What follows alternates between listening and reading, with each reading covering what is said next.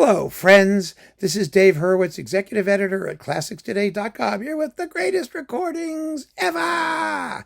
And today, we're talking about Beethoven string quartets. Well, no, we're talking about one Beethoven string quartet, because I have decided, for the purposes of this series anyway, that we're going to do the works individually, because that way we get to talk about different performances.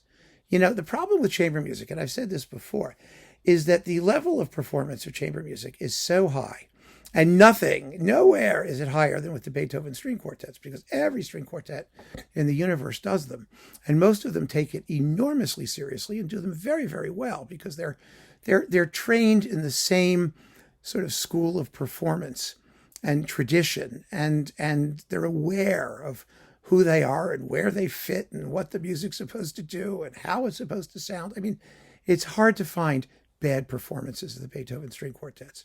So there are wonderful, wonderful groups, but there are certain performances of certain quartets that I think really do stand out.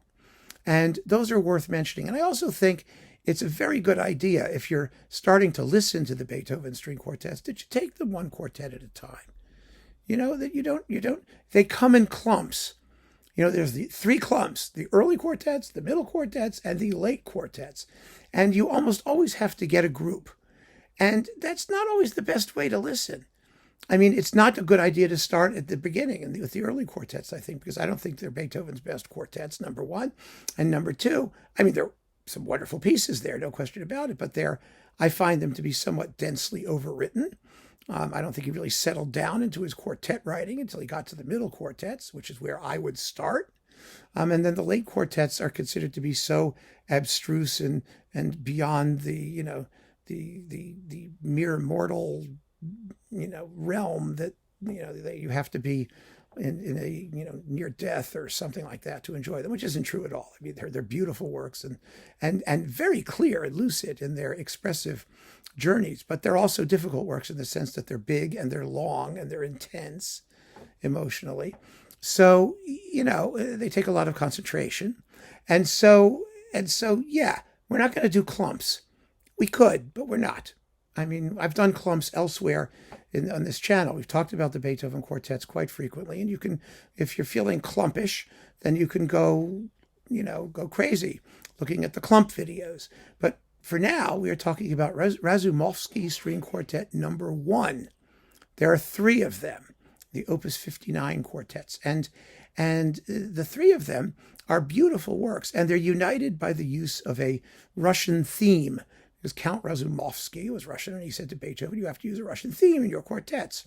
And it's actually rather cool. The theme, one of the themes anyway that he chose, is the theme from the coronation scene of Boris Godunov. Da da da da ba da da da da da da da da. He makes it the trio of the scherzo, but so he could sort of slip it in there.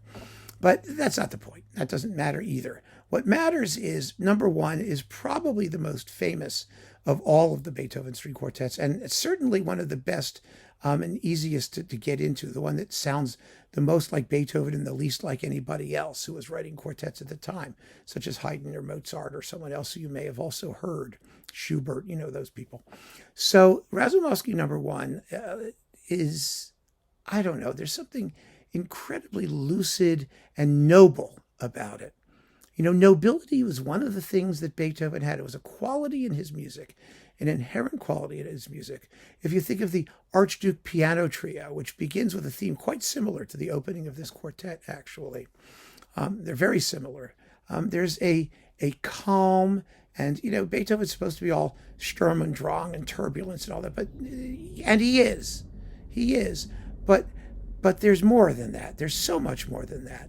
There's the intimacy of his emotional expression in his slow movements. There's the rambunctiousness of his scherzos, and there is this quality of Apollonian nobility and calm, which is expressed quite wonderfully in the first movement of this quartet.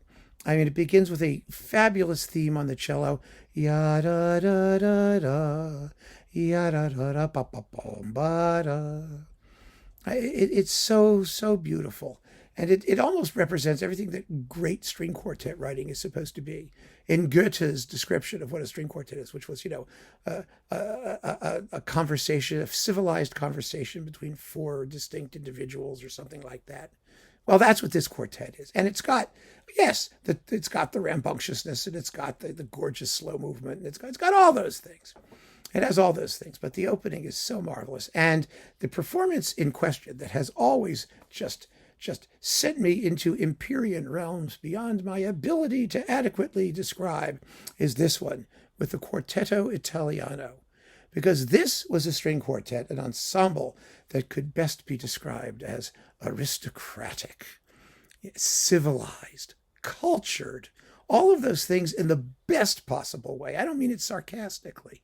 I mean it in a really serious sense. And you hear it in their tone. You hear it in their rhythm. You hear it in their ability to play a wide dynamic range without making an ugly sound. And you hear it at the very opening of this quartet, because most performances have that cello tune. It has repeated string chords as an accompaniment, like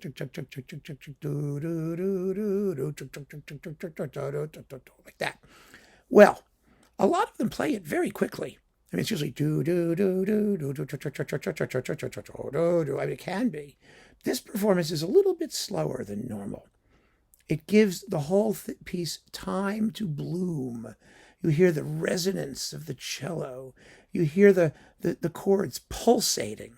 They're not just scratching and scraping. They're going, it's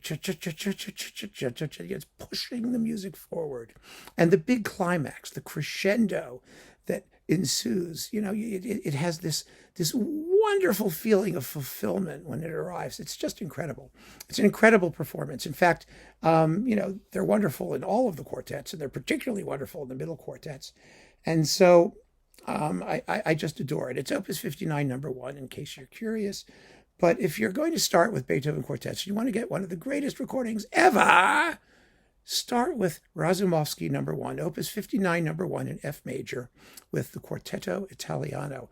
And I think it's a gateway, not just to the rest of the Beethoven quartets, but to Beethoven more generally. I really do. So keep on listening, friends. Thanks so much for joining me. Take care.